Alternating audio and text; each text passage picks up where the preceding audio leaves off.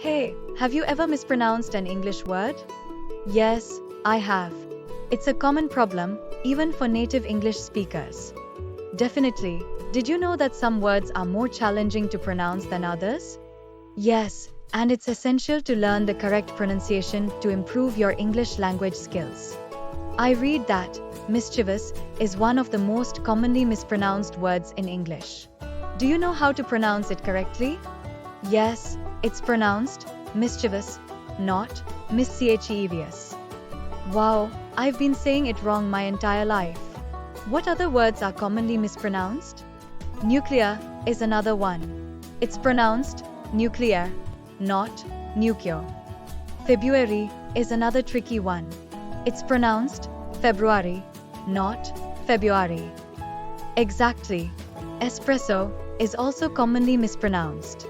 It's pronounced espresso, not espresso. I had no idea. What's the fifth commonly mispronounced word? Sherbet is often mispronounced as but it's actually pronounced bit. Thanks for the tips. I'll make sure to use the correct pronunciation from now on. No problem.